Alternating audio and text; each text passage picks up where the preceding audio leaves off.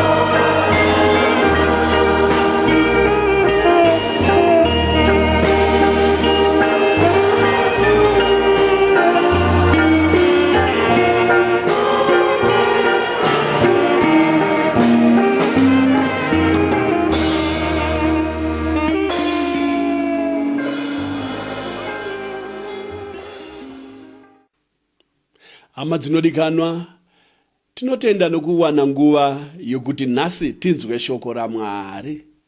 Zvatasvika panguva yeshumiro, ngatitsinzinei tipuwe munamato. Tinokutendai Baba neino nguva yamatipa. Tinotenda Baba kuti mutiunganidze Jehovha kunzvimbo dzatiri. Hedzi Baba nzeve dzedu, hei moyo yedu Jehovha, tamirira kunzwa shoko renyu. Taurai Baba pakati pedu, mutitaurire mararamiro amunoda, kuti tive vatsvene Jehovha sezvinoreva shoko renyu. Tibatsirei muponesi nhasi pakunzwa shoko renyu, vose Jehovha vanorwara vapore. Ishe wangu mubereke kutsva, muchenese, muombeke namasimba omweya mutsvene. Ishe wangu chishandai mabasa makuru pakati pedu, sezvo muripo Baba kuti mutiitire saizvozvo. Tatenda Baba, tinosiya zvose muruoko rwenyu, nezita raJesu Kristu anogara nokusingaperi. Amen. Haleluya. Tinotenda hama dzinodikanwa kuungana nhasi pamberi paMwari tichinzwa shoko rake. Mwari unotida nokuti wakatipa Ishe Jesu Kristu akatifira tichiri vatadzi. Mwari aine chinangwa chokuti nesu kana tichibva panyika pana tisvike muushe hwake. Haleluya. Tinotenda Mwari zvikuru nePaseka. Tichiri mukati mechirangaridzo chePaseka, chebasa guru rakaitwa naShe wedu Jesu Kristu. Takamuona Ishe Jesu achiberekwa panyika, tikamuona achishanda mabasa makuru for 3.5 years, achiparidza evhangeri youshe hwaMwari. Achiti nguva yazadziswa, ushe hwaMwari hwaswedera pedyo, tendeukai mutende evhangeri. Haleluya. Kana rakushamba ropa raJesu, unova wakachena. Zita raShe ngaritendwe. Ngatipindei mumagwaro nhasi. Tinotangira apa pana vaTesaronika. Haleluya. VaTesaronika vokutanga chapter 4. Handei tose tivhurei ipapo hama dzinodikanwa. Mwari atiropafadze. Tinzwe mashoko anoshamisa, tizive patimire nekuburikidza neshoko raMwari. VaTesaronika vokutanga chapter 4 verse 7. Nokuti Mwari haana kutidanira tsvina, asi muutsvene. Amen. Nokuti Mwari haana kutidanira tsvina, asi muutsvene. Uri kunzwa hama inodikanwa? Mwari haana kutidanira tsvina, asi wakatidanira muutsvene. Ndosaka pakatora upenyu hwomwanakomana waMwari, zvakatora ropa romwanakomana waMwari, zvakatora kuti Jesu asiye denga, asiye kutonga kudenga uku, asiye cheya yake isina munhu, chigaro chake chisina munhu, for 33.5 years ari pano panyika. Chinangwa ndechokuti vanhu vave vatsvene. Tinomutenda Mwari nedzidziso youtsvene.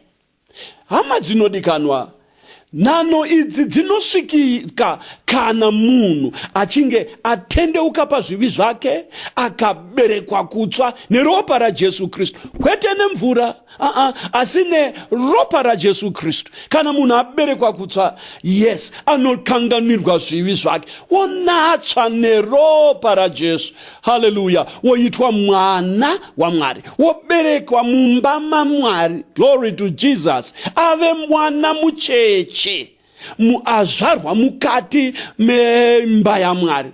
Kana ave mukati memba, wokura zvino, wochipfuurira mberi achidya shoko raMwari, ndiwo mukaka womweya, achikura munyasha zvino, wosvikirira pachinhano chekucheneswa, kugoborwa kwomudzi wechivi, chivi chiya chaAdhama chinotuma vanhu kuti vatadze. Icho chiya chinogoborwa nebasa rinonzi rokucheneswa, kugoborwa kwomudzi wechivi. Chinangwa hama dzinodikanwa ndechokuti vanhu vave vatsvene. Amen. Vamutodze Mwari. utsvene hwakarasika muvanhu paya mubindu reEdheni, Adhamu naEvha pavakadarika murayiro waMwari. Utsvene hwakabuda mumunhu, umwari hwakabuda mumunhu, munhu akava wakawa munyasha dzaMwari, akafa mukururama. Zvino Ishe Jesu Kristu ndiye auya kuzoti munhu amuraramise, zvino amumutse, glory to God, amumutse kuvakafa, amumutse ave mupenyu munasha. Izita raJehovha ngaritendwe. Jesu Kristu akafira izvozvo kuti vanhu vaponeswe, avaite vatsvene. Chishuwo nechinangwa chaMwari kuti vanhu vasvike kudenga, pakupedzisira vaonane naMwari. Haleluya. Unoziva here hama inodikanwa? Unodikanwa kudenga, asi unofanira kusvika uri mutsvene. Utsvene hauna kutanga manje Jesu afa. Nevakanamata Mwari, madzibaba vana Abrahama, yes, mare dzekare, Mwari akataura naAbrahama akati, famba pamberi pangu uve wakarurama. Akafamba pamberi paMwari akava wakarurama. Dzamarara Mwari amudzidzisa nenyaya yokudzingiswa kwaiva nongedza munwe yebasa rekudzingiswa moyo, riri basa rekucheneswa. Kucheneswa ukuku ndiko kunodzura mudzi wechivi, kugobora chaiko, kuti kusare kusina mudzi wechivi mukati memunhu. Haleluya. Izvi zvinobvira hama inodikanwa munhu achiri pano panyika. Yes, ave nenecha yaMwari mukati make, azadzwe neutsvene. Haleluya. Wararame zvino upenyu hutsvene. Kucheneswa kunosakisa kuti urarame upenyu hutsvene unofadza Mwari. Amen. Enoki wakanga akarurama achifamba naMwari ari mutsvene. Mwari akadzamara amutora, akasaona rufu nekuda kweutsvene. Na Elijah akatorwa nengoro yemoto iya akaenda kudenga nokuti waiva mutsvene. Haleluya. Tinonzwawo naJob, murume ainzvenga zvakaipa. Unoona vanhu avava vakaitwa vatsvene avava vairarama pano panyika zviri pachena zvino, kuti newe sezvo uchiri pano panyika unogona kuva mutsvene. Haleluya. Uraramire Mwari uri mukati menyika ino yakaipa yazvino, asi uchirarama upenyu hutsvene. Zita raShe ngaritendwe. Tinomutenda Mwari nenyaya yomuchinjikwa. Ngativerenge futi pana verse 7. Nokuti Mwari haana kutidanira tsvina, asi muhutsvene. Glory to God. Mwari wakatidanira muhutsvene. Mwari wakatidana kuti tive vatsvene. Wakatidana kuti tibude mumatsvina ataifamba maari. Upenyu hwatairarama waive tsvina. Tairarama mukati matope. Tanga tichimwa, tichiputa fodya, tichireva nhema. Asi Jesu Kristu nokuberekwa kutsva, haleluya, takadavira rudano rokuti ivai vatsvene. Takazodavira zvino nekutendeuka muzvivi, tikaberekwa kutsva, ndobva tasvikirira pakucheneswa kwemoyo. Haleluya. Kuitira kuti tive vatsvene, tikodzere kunoona Mwari. Haleluya. Tiwanewo tendero yekuona uso hwaMwari. Zita raShe ngaritendwe. Wakatidana Mwari tibude mumatsvina, wakatidana tibude mumatope, wakatidana tibude muzivi, tibude murima, tichibuda muEjipita ya Satani, mumatirongo matanga takasungirirwa naDhiabhorosi. Wakatidana nomuchinjikwa, wakatidana norufu rwaShe wedu Jesu, tikauya kuna Jesu, ndobva tatendeuka tikabva mumatsvina. Uri kunzwa hama inodikanwa? Kutendeuka, kufuratira zvivi, kusiya nyika, kuramba zvakaipa, kutsveta pasi chitema, urambe chose, udivhose naSatani, uparadzane nechitema, uti handichadi chitema. That is your own decision, and it is done by you willingly. It's a deliberate choice to repent from your sins. Your sins must be left in the world of darkness. Unofanira kusiya mabasa ako erima ikoko kukurima uko, ubude muzvivi, ufuratire nyika yacho, umhanye uende kumuchinjikwa. Kana wasvika pamuchinjikwa, Jesu anokuponesa. Haleluya. Woberekwa kutsva zvino, wokanganirwa zvivi zvawakaita, wosarirwa nebasa manje rokuti kana waberekwa kutsva wopfuurira mberi, wocheneswa moyo. Zita raShe ngaritendwe, kuitira kuti uve mutsvene. Haleluya. Chinhano ichi chinokosha, ndiwo musimboti wekunamata Mwari. Haleluya. Tunofanira kuva vatsvene, timutodze Mwari. Hama yangu, tinofanira kumutodza Ishe wedu Jesu. Upenyu hwedu hunofanira kuverengwa nenyika, vaone Kristu matiri. Amen. Vachamuona sei uchifamba muzvivi? Vachamuona sei uchiri kurarama mumatsvina? Vachamuona sei vanhu uchirarama mukati mematope aSatani? Asi ngaritendwe zita raShe, takawana nzira yokubuda nayo, nzira yokubuda muchitema, iropa raJesu Kristu weNazareta. Haleluya. Kana watidana Mwari so, anokubudisa mumatsvina. Uri kuona hama? Haleluya. Unobuda mutsvina, unobuda mumatope ayaya, unobuda muzvivi, umire mukati meupenyu hutsva, unouya nekuponeswa. Haleluya. Unouya nekuitwa mwana waMwari. Haleluya. Shoko raMwari rinoti, kana munhu ave muna Kristu, wava chisikwa chitsva, zvinhu zvakare zvapfuura, tarira, zvose zvava zvitsva. Waona manje, abuda munyika yerima, afa muzvivi, wave kurarama muna Kristu. Wave murarama manje, kusina tsvina yatiri kubva yatanzi naMwari tibve mairi. Akurarama upenyu hutsvene manje, wakuita mabasa akarurama. Ndosaka Mwari akambotitaurira pano zvikanzi, budai munyika, budai, musada nyika nezvinhu zvayo, budai mairi. Hanzi ndekupi kudyidzana kwerima nechiedza? Saka vanofanira kuti vabve murima vanhu. Kana uchinamata Mwari, buda munyika, buda muzvakaipa, zvitsaukanisire Mwari, zvitsaurire Mwari. Rarama upenyu hwakafanira pamberi paMwari, uve mutsvene sezvinoreva shoko raMwari. Chinzwa hama? Nokuti ndinoziva chishuwo chako ndechokuti uone Mwari. Kana shuwa uchirirevesa hama yangu, yes, measure up to the standard of holiness as required by God.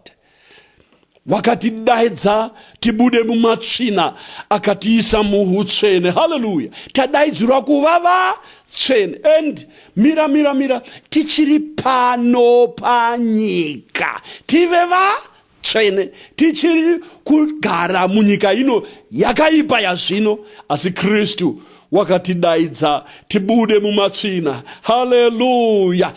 Tipinde muhutsvene. Zita raShe ngaritendwe. Chinzwa panapa pana Efesu chapter 2. Hallelujah. VaEfesu chapter 2 verse 1. VaEfesu chapter 2 verse 1. Rinoti shoko raMwari, wakakuraramisai imi makanga makafa nokudarika kwenyu nezvivi zvenyu, izvo zvamaifamba mukati mazvo kare, netsika dzenyika ino, nenzira dzomuchinda wesimba redenga, dzomweya unobata zvino muvana vokusateerera, vataifamba tose pakati pavo kare, mukuchiva kwenyama yedu, tichiita kuda kwenyama nokokufunga kwedu, napakuzvarwa kwedu, isu navamwe vose taiva vana vokutsamirwa. Zvino Mwari une nyasha zhinji zhinji nokuda kworudo rwake rukuru rwaakatida naro, kunyange takanga takafa mukudarika kwedu, wakatiraramisa pamwe chete naKristu. Haleluya! Makaponeswa nenyasha. Amen. Haya mashoko anofadza kune avo vaberekwa kutsva. Terera unzwe hama yangu, wakakuraramisai imi makanga makafa nokudarika kwenyu nezvivi zvenyu, izvo zvamaifamba mukati mazvo kare, netsika dzenyika ino, nenzira dzomuchinda wesimba redenga, dzomweya unobata zvino muvana vokusateerera. Vataifamba tose pakati pavo kare mukuchiva kwenyama yedu, tichiita kuda kwenyama nokukufunga kwedu, napakuzvarwa kwedu, isu navamwe vose taiva vana vokutsamirwa. Uyabonake, zvino Mwari une nyasha zhinji zhinji nokuda kworudo rwake rukuru rwaakatida naro, kunyange takanga takafa mukudarika kwedu, wakatiraramisa pamwe chete naKristu, makaponeswa nenyasha. Haleluya! Takaponeswa nenyasha kubva murufu uru ruri kurehwa iru, kuti Mwari wakatiraramisa. Haleluya! Takanga takafa isu, takanga takafa nokudarika kwedu nezvivi zvedu. Nemamwe mashoko, kana uchiri kuita zvivi hama, wakafa. Kana uchiri murima chete usati waponeswa, wakafa. Unoita zvivi, uri chitunha, hausi mutauro wangu, mutauro weBhaibheri. Hanzi ava vanhu ava vakamutswa, wakatiraramisazve, takanga takafa muzvivi zvedu nekumukuchiva kwedu. Mwari ndobva atimutsa nenzira yokuponeswa, zvatinotaurirwa kuti makaponeswa nenyasha. Haleluya! Wakatibvisa kupi Mwari? Terera unzwe iwe muKristu, kuti wakabviswa kupi. Hanzi verse 2, izvo zvamaifamba mukati mazvo kare, netsika dzenyika ino. Uyezva, takabviswa mutsika dzenyika ino, mumararamire enyika ino yadhiabhorosi inoi, Mwari wakatibvisa. Hanzi nenzira dzomuchinda wesimba redenga, ndi Satani iyeyo, dzomweya unobata zvino muvana vokusateerera. Ndeavo vasati vaberekwa kutsva vanonzi vana vokusateerera. Ndozvareva shoko raMwari, ndozvareva shoko raMwari. Kana usati waponeswa, hanzi naMwari uri mwana wokusateerera. Hanzi vataifamba tose pakati pavo kare mukuchiva kwenyama yedu, tichiita kuda kwenyama nokokufunga kwedu. Uyezva, taifamba tose. Ukanzwa mutauro uyo kuti taifamba tose, which means hatichafambi tose. Pava nemagroups mairi apa. Pane vanorarama muzvivi nomukuchiva kwenyama nomukufunga kwavo, vachitevera vari pasi pesimba romuchinda uyu wedenga uyu wanobata murima muSatani. Taifamba mukati mavo mukuchiva ikoko, tiri muzvivi izvozvo. Asi patakaponeswa, zita raShe ngaritendwe, patakaberekwa kutsva, takabuda mukati meboka iri rakafa muzvivi. Yes, takabuda nezita raJesu, takabuda nenzira yokuponeswa, takabuda nenzira yokuberekwa kutsva. Haleluya! SavaIsraeri vakabuda mukati meIjipita. Vakabuda vanhu vaya, vakabuda zvachose. Na zvino izvi vaIjipita vakasara kuEjipita. VaIsraeri vakabuda muEjipita, vakadzamarara vayambuka gungwa dzvuku, vakaenda. nevakaponeswa nevakaberekwa kutsva vakabuda. Haleluya. Muvanhu ava vakarashika vakabuda sei? Nenzira yeropa raJesu Kristu, nenzira yomuchinjikwa yokutenda kuna Jesu. Haleluya. Basa romuchinjikwa rinokosha, hama yangu. Basa rakaitwa naJesu paKalvari rinokosha. Pakazarurwa nzira yokubuda nayo munyika yakaipa yazvino inotongwa nadhiabhorosi. Satani ndiye anotonga munyika yezvivi. Mwari akatiraramisa naJesu Kristu weNazareti, tikabuda munyika iyoyo. Matairarama imomo tichifamba nokuchiva kwedu. Yes, vanhu vaita madiro munyika yezvivi. Yes, nanhasi vachiri kudaro, vachiri ikoko.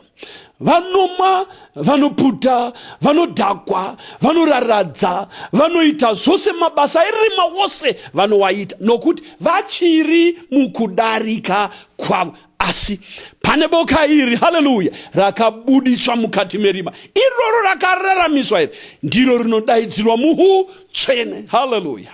Amen. Ava vararamiswa ava vanofanira kurarama upenyu hwenyika yavadanirwa kwairi. Zita raShe ngaritendwe. Zvatakaponeswa naJesu, haleluya, zvatakaitwa vana vaMwari, taparadzana zvino nevaya vasati vaitwa vana vaMwari. Hama, ipapo ndichadzokorora. Panofanira kuva nedifference nomusiyano. Unoziva, panofanira kuonekwa kuti uyu akaberekwa naMwari, uyu asati aberekwa naMwari. There must be a difference.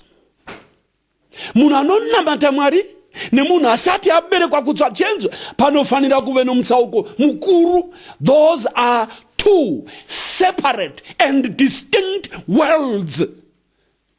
Pane nyika yezvitema nenyika yekururama. Asati aberekwa kutsva, asati ari mwana waMwari, asati akanganirwa zvivi, unorarama munyika yezvivi. Isitizeni yeko muzvivi.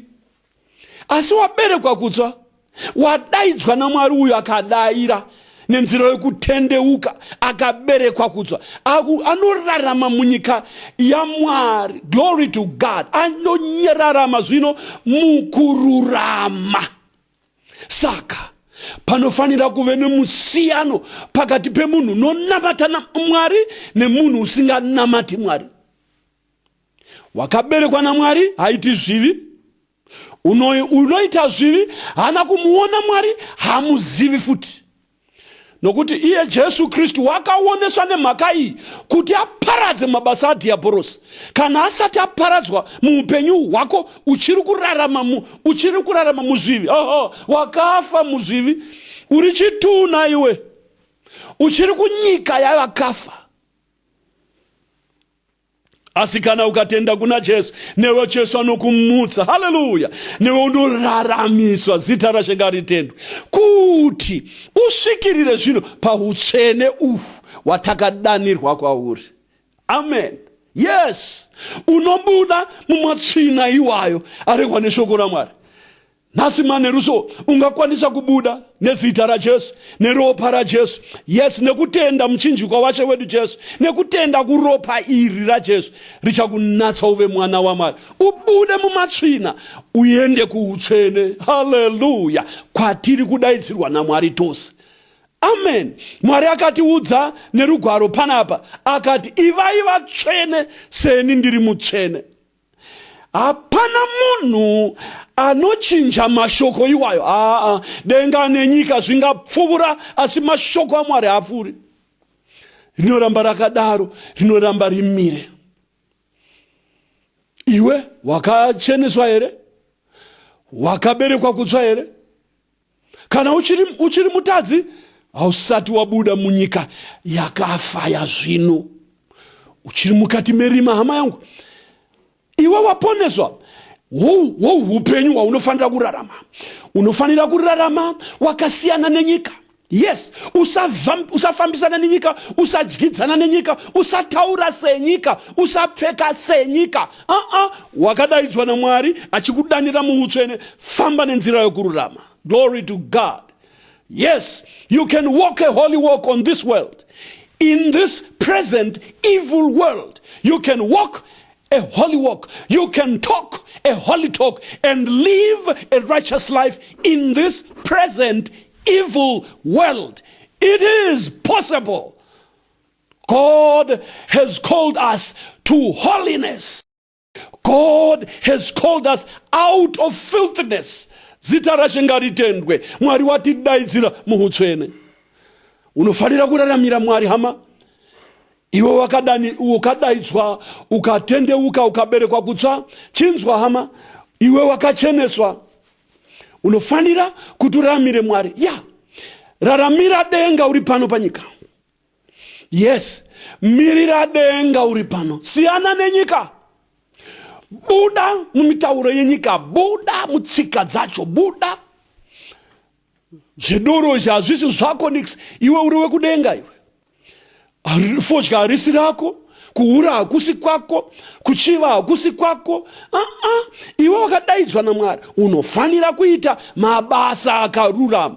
Zita rashe ngaritendwe. Sezvinoda Mwari, takadaidzwa tibude mumatsvina tichidaidzirwa muhutsvene. Zita rashe ngaritendwe. Famba neutsvene hama yangu. Takanzwa panapa nemusi wechipiri hanzi vakaropafadzwa vakachena pamwoyo nokuti vachaona Ishe. Yes, ukararama upenyu utsvene uchaona Ishe.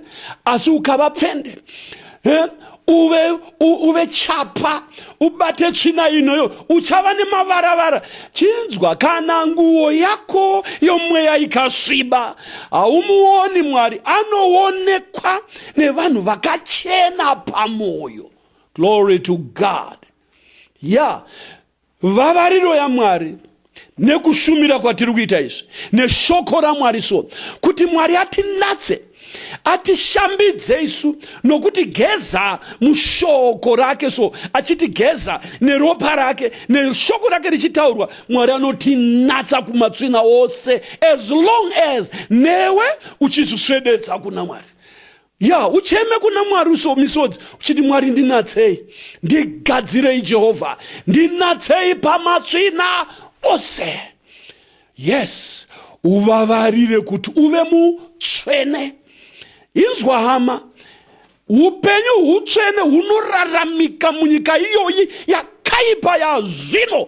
Mwari anogona kukuchengeta uri mutsvene, uve wakachena, uve mutsvene pamweya, uraramire Mwari uri panyika ino ine mabhawa nemahure nemashabhini, asi urarame upenyu utsvene nokuti Mwari wakatidanira kuutsvene. Kana Mwari akatidanira muutsvene, that is where we are going. Glory to God. Tichasvika kunyika tsvene, tichasvika kunyika yokururama, tichasvika kwatakadanirwa. Jesu aripo. Inzwa hama yangu, usatya kushumira Mwari nenzira yeutsvene. It's possible kuti usvikirire panhano idzodzo. Jesu aripo, muponesi aripo. He will hold your hand. Uchakubata ruoko rwako, uchakuchengeta munzira yawakasarudza iyo yokunamata Mwari. Usatya kumuraramira Mwari. Usatya. Kunyange nyika ichikupikisa, don't be scared. Usatya, Jesu aripo. Mwari uchakuchengeta, uchachengeta mweya wako, uchakusesedza munzira yake. Hallelujah. Uchakubata neruoko rwake rwakatendeka, achatisvitsa mumusha mutsvene nerimwe ramazuva. Rambira pokururama. Glory to God. Kunyange nyika yose ikaramba, chinzwa, kuramba kwevanhu hakuchinji standard yaMwari. Glory to God. Kuramba kwevanhu kuti hapana munhu mutsvene panyika, ndiani angakunda chitema, ndiani anorarama upenyu hwakarurama. Chinzwa, ndizvo zvinoreva Bhaibheri izvozvo, kuti munyika iyo yakaipa yazvino ine vanhu vanoramba kuti hakuna mutsvene, it is possible, zvinoitika kuti munhu ararama asingatadzi. God has called us to righteousness and holiness. Yes, it is possible. Mwari akazviita. Ndosaka Jesu akafa kuti vanhu vave vatsvene. Haleluya. Wakatiraramisa. Takanga takafa muzvivi nokudarika kwedu, asi Mwari wakatiraramisa. Amen. Terera unzwe hama. Yes. Vanotadza kurarama saizvozvo havana kumutswa mukururama. Vachiri zvituna mukururama. Asi ava vakararamiswa mukururama. Glory to God. Vanokwanisa kurarama upenyu hutsvene. Yes, my brother. Yes, my brother. Zvinobvira kuti mufadze Mwari. Ya, unokwanisa kumuraramira Mwari sevatsvene vekare. Yes, Josefa muEjipita akararamira Mwari, akararama upenyu hutsvene muchinda uya. Nasi agere kuparadise. Jobu watataura nezvake akararamira Mwari. Munyika iyoyi yatigere iyoyi akamuraramira upenyu hutsvene. Davidhi akamuraramira Mwari. Isaya akamuraramira Mwari. Mateo akamuraramira Mwari. Paulo akamuraramira Mwari. Na Petro. Ivava vose vakanyorwa mubhaibheri ava havana kurarama mune imwe planet. You must understand that. Nyika iyo yatiri kunzi tirarame tiri vatsvene ndiyoyi yakararama vamwe vatsvene vekare. Glory be to God. Mwari yeye, glory to God. Mwari wa Shadrach, Mwari wa Meshach, Mwari wa Abednego, Mwari wa Daniel, Mwari wa Jonah, Mwari wa Mika, yeye Mwari wa Davida, Mwari wa Joshua, Mwari wa Enoki, Mwari wa Abrahama. Glory to God. Ndiye Mwari mumwe chete watataurirwa nemagwaro panapa kuti iye uchatichengeta muutsvene. He has called us unto holiness. Newe unokwanisa kusvikirira hama. Raramira Mwari uri mutsvene pano panyika. You must be willing to pay the price. Your price that you pay is deliberately forsaking the world.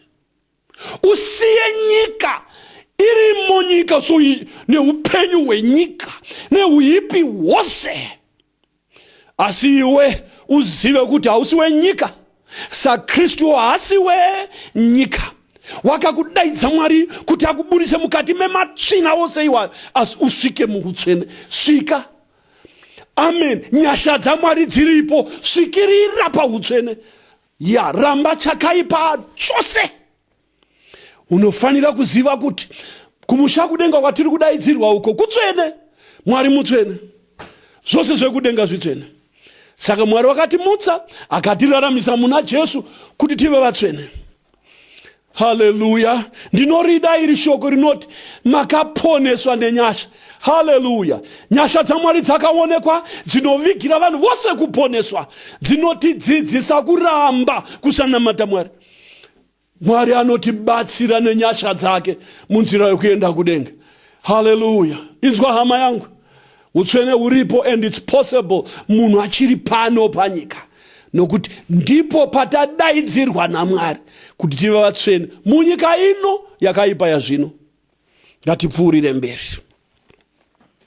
Tiende ipo paya pana chapter 2. Right. Verse 4. Zvino Mwari une nyasha zhinji zhinji nokuda kworudo rwake rukuru rwaakatida naro, kunyange takanga takafa mukudarika kwedu. Uye zvalapo, kunyange takanga takafa mukudarika kwedu, wakaita sei? Wakatiraramisa pamwe chete naKristu. Glory to God. Hallelujah. Wakatiraramisa pamwe chete naKristu. Makaponeswa nenyasha, zita rashe ngaritendwe. Tiri kuraramiswa pamwe chete naKristu. Kristu mutsvene. Saka gara uchiziva panapa, iwe akaponeswa kuti unoraramba pamwe chete nani? Uchinzwa. This is your goal and you must attain it. This is what God is calling you for and you must attain to it. Wakatiraramisa pamwe chete naKristu.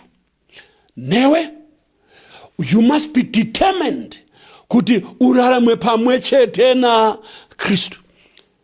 kana uchirarama brother, unofanira kuzvibvunza kuti zvandiri kuita izvi, Kristu akandiona ndichiita izvi, anoti chii?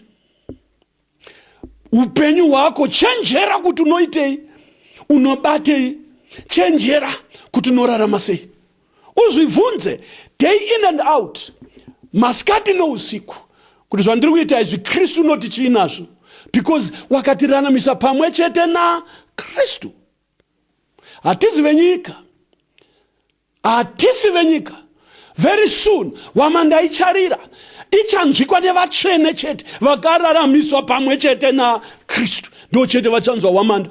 Tichabvutwa tiende kumakore uko tinochingamidza Ishe wedu. That will be the culmination of serving God.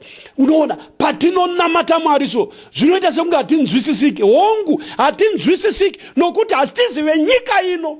Asi, hallelujah, takararamiswa pamwe chete naKristu. Zita raShe inzwa kuti inofamba se kune ava vakararamiswa pamwe chete naKristu. Teerera. Verse 6. Akatimutsa pamwe chete naye, glory to God, akatigarisa kudenga pamwe chete naye muna Kristu Jesu. Amen. Uri kunzwa zvinoshamisa izvi. Hallelujah. Veduwe, wonai, hallelujah, kukura kwenyasha idzi. Hallelujah, glory to God. Takararamiswa naKristu. Verse 6. Akatimutsa pamwe chete naye, akatigarisa kudenga pamwe chete naye muna Kristu Jesu. This is wonderful. This is glorious. Hallelujah. Akatigarisa kudenga pamwe chete naye muna Kristu. Iwe wakaponeswa, iwe wakacheneswa, iwe haugari pano. This is wonderful. Akatimutsa, akatiraramisa pamwe chete naKristu, akatigarisa kudenga pamwe chete naKristu. Oh, this is wonderful. Akatimutsa pamwe chete naye. Uri kunzwa? Unomutswa pakuberekwa kutsva, unomutswa. Akatigarisa kudenga pamwe chete naye muna Kristu Jesu. Handiwabonake mashoko atiri kuramba tichidzokorera panapa kuti Jesu akati havasi venyika seni ndisiri wenyika. Uri kuona waberekwa kutsva manje, akatimutsa. Unoona akatimutsa. Takanga takafa mukudarika kwedu, asi nokuberekwa kutsva akatimutsa. Ndobva aita chinhu chinoshamisa, akatigarisa pamwe chete naye kudenga, brother, kudenga. Hallelujah. Hatisi venyika. Zita raShe ngaritendwe. Wakaberekwa naMwari, hasi wenyika. Wakacheneswa, hagari pano, anogara kudenga. Zita raShe ngaritendwe. Ndo zvareva magwaro izvozvi. Is that not good news to you, brother? Kuti wakugara pamwe chete naKristu. Kupi? Kudenga. Saka mabasa erima unowaitire, unowabata papi? This is wonderful. Tiri panyika, tiri kudya sadza, tinorara mudzimba dzakavakwa nezvidhina, tinofambawo nedzimotokari dzacho, tinobereka vana, all right. Newe mukomana unodzidza kuchikoro, unoshandawo mumaindastri epano panyika. But asi wakatigarisa pamwe chete naKristu kudenga. Hallelujah, glory to God. Hausi wenyika, brother. Saka upenyu hwako hausi wepano. Matauriro wako usataura mutauro wepano. No. Usataura zvinhu zvepano. Hausi wepano. Upenyu hwako hausi wepano. Upenyu hwako ndewe kudenga manje. Hallelujah, glory to God. Uri kurarama upenyu hweku denga. Uri pano panyika. Zita raShe ngaritendwe. This is glorious, vadikane wangu. Inzwa futi hamangu, inzwa futi vesi iri. Rinondishamisa, rinondiropafadza. Hallelujah. Akatimutsa, verse 6, pamwe chete naye, glory to God. Akatigarisa kudenga pamwe chete naye muna Kristu Jesu. Hallelujah. Hey, iwe wakaponeswa, unogara kupi? mindiro unayo akatigarisa pamwe chete nayo kudenga. Zita rashe ngaritendwe. Yes, hallelujah.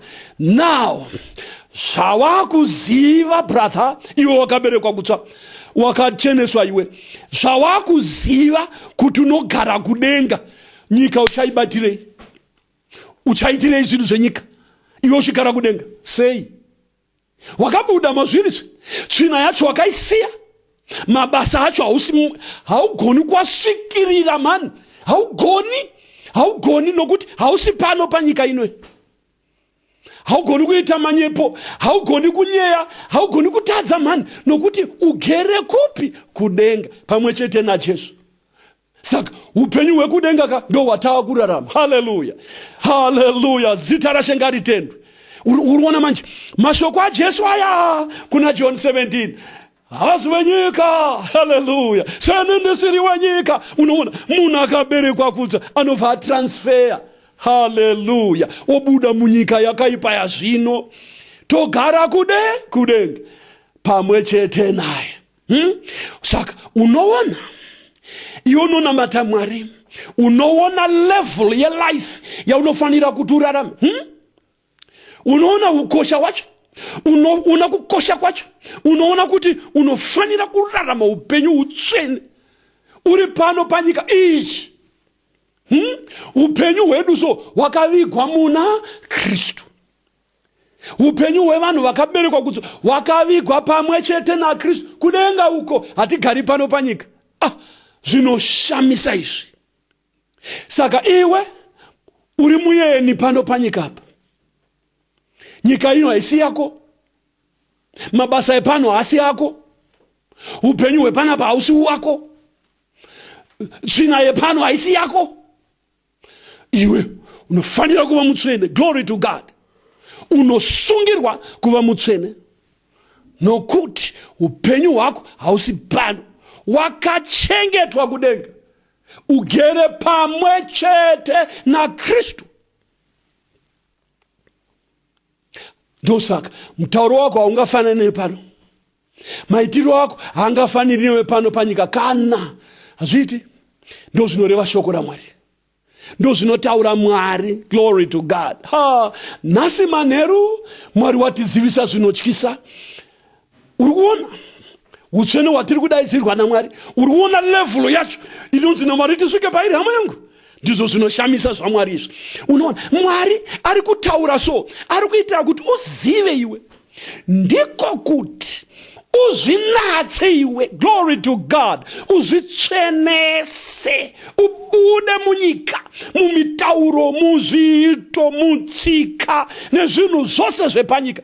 Haufaniri kuwanikwamo iwe. Uri mwana wechiedza iwe, uri mwana waMwari iwe, wakaberekwa naMwari. Yes, haufaniri kuti uite chitema, nokuti chitema hachiko kudenga uko kwaunogara iwe, hakuna chitema. Inyika tsvene. Ndosaka tichimba tichiti pamusoro pakudenga kuna vatsvene voga uko. Hanzi anoda kuendako ngaazviteurire, ngaazvinamatire, kuitira kuti Mwari amugadzirire nzira dzekudenga ikoko. Glory to God. Hausi wenyika, saKristu asi wenyika.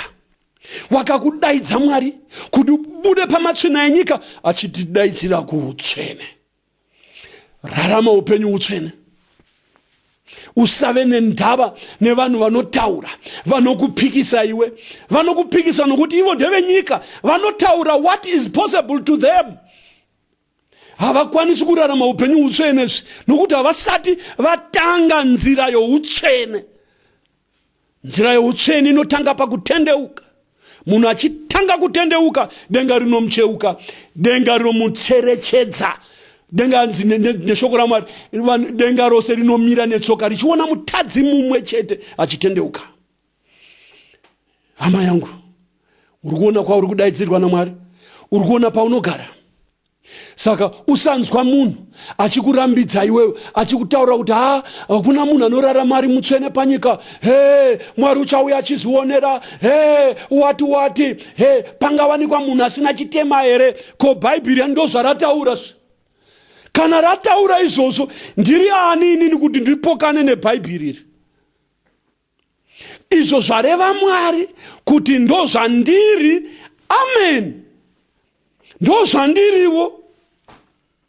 Ndo saka zvichinzi nebhaibheri. Tarirai kukura kwerudo rwatakaitirwa naMwari kuti tinzi vana Mwari. Hanzi nyika haitizivi nokuti haina kumuzivawo.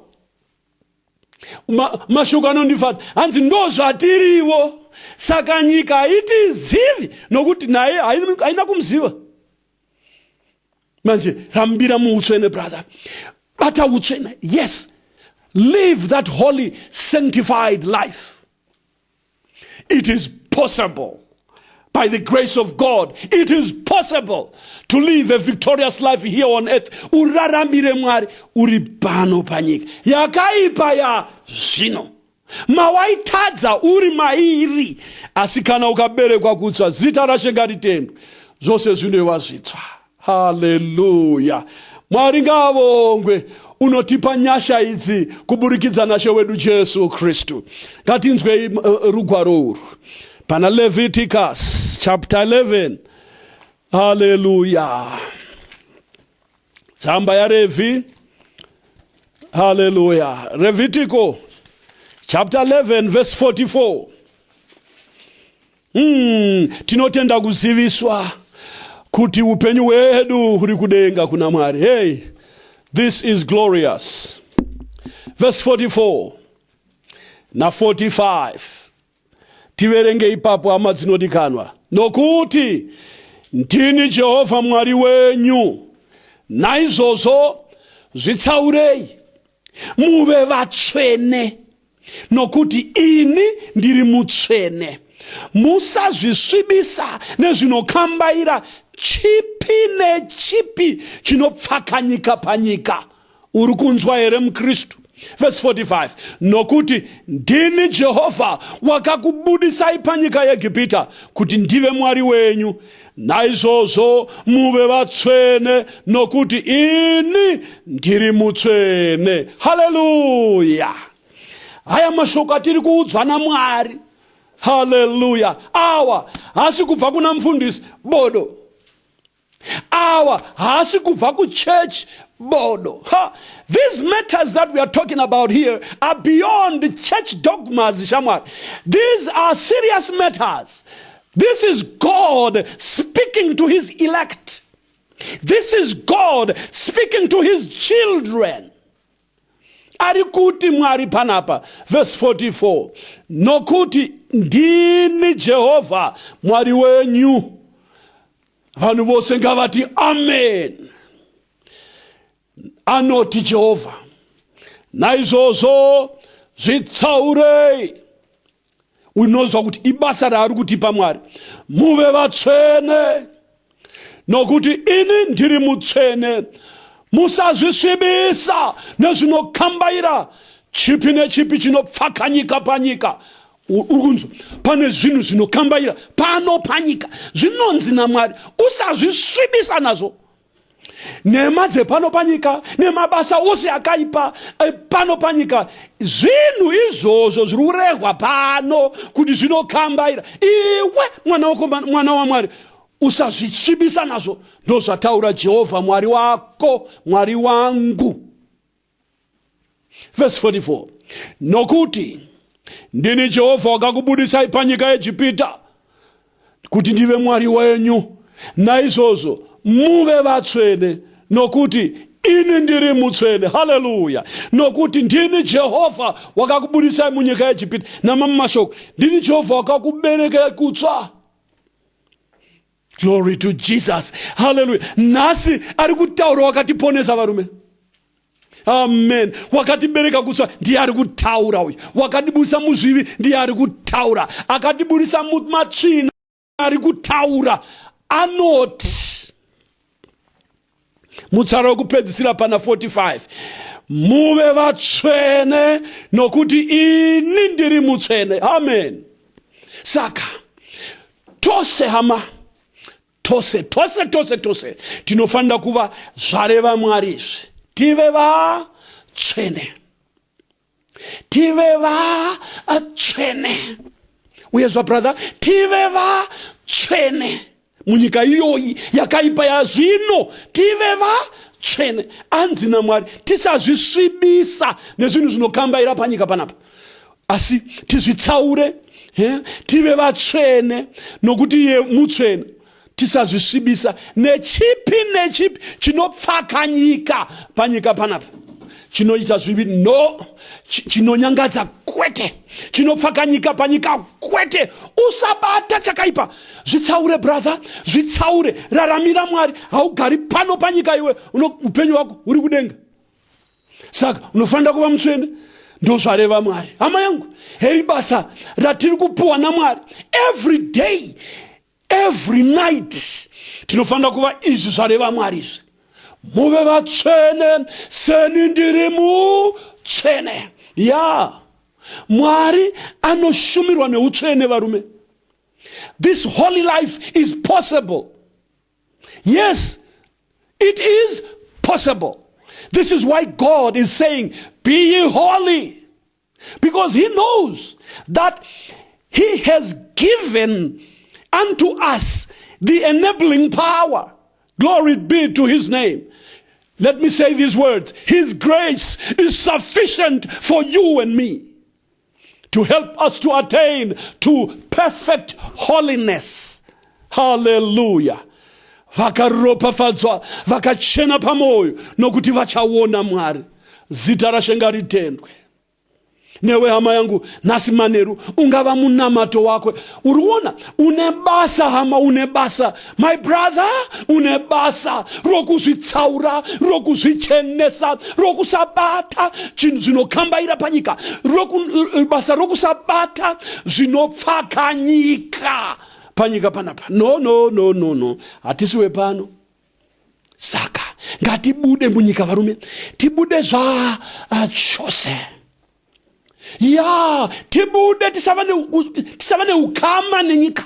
Ngatibude chose. Tivavarire kusvikirira apa. Pautsvene warekwa naMwari. Yes. Ropa raJesu richatinatsa pamatsvina ose. Hallelujah. Hama yangu, ndosaka hama, unofanira kunamata makuseni, unamate masikati, unamate usiku, unamate ipi nguva, chero pauri. Kana usingagoni kufuka hama, simudza moyo wako, Jesu anokunzwa. Kana uchifamba munzira, simudza moyo wako, unamate uti Mwari ndichengetei munyika yakaipa yazvino iyi. Nokuti Jesu Kristu wava pedyo kuuya. Nguva dzapera, nyika yakusvika kumagumo, yakuenda kumagumo. Yes man, iri kupera. Newe uri chapupu chezvinhu izvi, nyika yakupera. Asi hama yangu, nasi manero, hedzi nyasha. Glory to God. Mwari uyu wataura uyu unogona. Glory to God. Kuti akuchengete uri mutsvene. Zita rashe ngarirumbidzwe munyika yakaipa yazvino brother.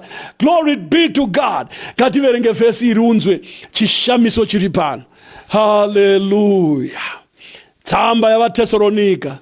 Hallelujah. Zita rashe ngaritendwe. Hallelujah. Mwari unogona kukuitira basa irori. Amen. Asi Mwari anoti iwe usazvisvibisa iwe, saka it's your own effort.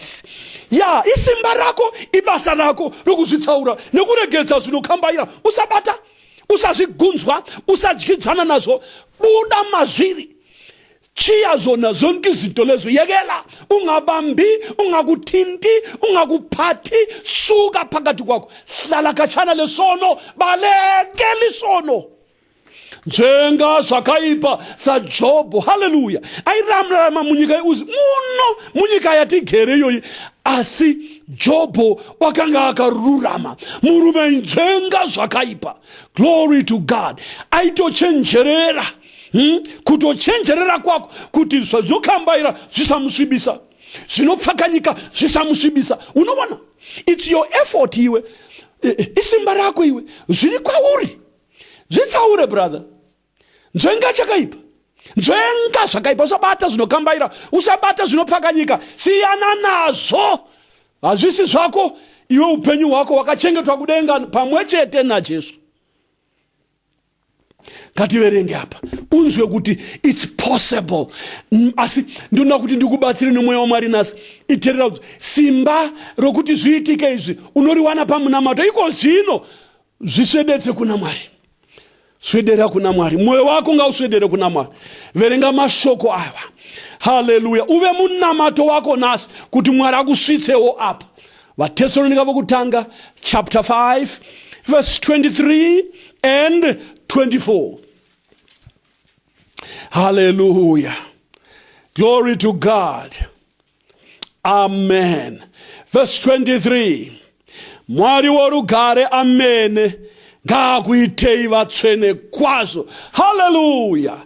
Hallelujah. Glory to God. Reka tidzokorere papa. Mashoko aya anoshamisa. Zita raShe ngaritendwe. Mwari worugare amene. Uyo Mwari ataura pana Levitiko kuti ndini Jehovha akakubudisa munyika yeGibhita. Iyeyo Jehovha uyu. Uyo Mwari watiri kutaura nezvake uyu. Watakaunganira nhasi so. Watiri kuteerera achitaura mashoko iwoyo. Iye Mwari amene. Glory to God. Hands ngakuitei vatsvene kwazvo. Saka it's possible, hallelujah, it's possible kuva mutsvene kwazvo. Yes, zvinoitika kuti urarame panyika uri mutsvene kwazvo. Amen. Yes, hallelujah. Yeah, man, tazviwana mushoko raMwari. Nhasi tazviwana kuti Mwari uyu mutsvene uyu anogona kutiita vatsvene kwazvo. Rini? Tafa here? Kwete, tichiri vapenyu. Ngakuitei vatsvene kwazvo. Hallelujah. Mweya wenyu nomoyo nomuviri zvichengetwe kwazvo, zvisina zvazvingapomerwa pakuuya kwaShe wedu Jesu Kristu. Hallelujah. Wakatendeka ndino unokudanai uchazviitavo. Hallelujah. Glory to God. Haya mashoko anotipa tariro hama dzinodikanwa. Hallelujah. Haya mashoko anotiita kuti tikwakuke nomufaro mukati umu. Yes, unoda kuva mutsvene zvinobvira brother. Amen. Zvanzi panapa. Hallelujah. Mwari worugare amene ngakuitei vatsvene kwazvo. Wozoti mutsara wekupedzisira hanzi wakatendeka ndiye unokudanai. Konzi panapa uchazviitavo. Amen. Hallelujah. Uchazviita kuti mweya wako uchengetwe, nomweya wako uchengetwe, nomuviri wako uchengetwe. Izvi zvinhu izvi zvichengetwe kwazvo, zvisina zvazvingapomerwa pakuuya kwaShe wedu Jesu Kristu. Nemamashoko zvichachengetwa zviri zvitsvene, zvisine gwapa kana kuonyana kana chinhu chakadai. Glory be to God. Hallelujah. Hanzi uyu unotidana uyu. Uyu anotidana achitidana tichibva mutsvina, achitidanira muhutsvene. Hanzi uchazviitavo. Amen. Nhasi manheru hama inodikanwa, hei chance, hei nonguva so itotaura naMwari pamunamato iko zvino kuti Mwari ndiri pano. Zvikandire pamberi pake uti Mwari chengetai mweya wangu, chengetai mwoyo wangu, chengetai muviri wangu, zvisina zvazvingapomerwa kusvikirira pazuva raShe wedu Jesu, izuva rokurira kwehwamanda iroro. Zvanzi panapa, wakatendeka uyu unotidana uyu. Glory to God. Wakatidana uyu wakatendeka. Now, here is the blessed assurance. Uchazviitavo. Hallelujah. Uchazviita. Mwari asi mwanakomana womunhu kuti areve nhema changataura angachiitikani. Let me tell you again, brother, uchazviitavo. Amen. Swedera uchiziva. Swedera uine tariro nekutenda kuti uchazviitavo. Hallelujah. He will do it. Amen. Swedera panguva inoi, swedera nemoyo wako wose, zvipire kuna Mwari and uzvirasire maoko ake man, uzvikandire kwako. Chinzwa, siya zvose pasi, umhanyire maoko aMwari, umhanyire muropa raJesu, ukumbire kuti mweya nemoyo nomuviri zvichengetwe, zvisina zvazvingapomerwa kudakara zuva raShe. Uyu unotidana uyu wakatendeka. Glory to God. Wakatendeka. Uchazviitawo. Glory to God. Uchazviitawo. Hallelujah. Uchazviitawo. Ngatinamate. Zita raShe ngaritendwe. Tinokutendai Baba neshoko renyu. Zvamataura Baba, munoda kuti tisvikirire pautsvene, nokuti ndipo pamatidaidzira kuti tive vatsvene, muviri wedu pamwe nomweya wedu pamwe chete nemuviri. Ishe Jesu, zvichengetwe izvi zvisina zvazvingapomerwa nemamwe mashoko. Munoda tive vatsvene. Baba vangu, mativimbisa kuti munozviitawo. Hezvi Baba, taswedera kwamuri. Takufugama zvino mwambo wangu, taurai mumwoyo yedu. Haya mashoko Jehovha anobuda mumuromo mumwe nomumwe, achibuda pasi pemwoyo wake Baba, achizviswededza kwamuri, achizviswededza kwamuri. Sanganai nesu tose, mutiite tive vatsvene muzvokwadi, nokuti shoko renyu izvokwadi. Ndatenda Baba, ndinokutendai Jehovha. Shandai pakati pedu, chenesai Baba, tiitei vatsvene, nokuti shoko renyu izvokwadi. Tatenda Baba, tatenda Ishe Jesu. Tambanudzai ruoko rwenyu nevanorwara vapore. Ishe wangu, nevasati vaponeswa muvabereke kutsva. Muchenese Mambo, mufukidze namasimba omweya mutsvene. Ndatenda Baba, tinoisa zvose muruoko rwenyu nezita raJesu Kristu anogara nokusingaperi. Amen. Ngatinamate.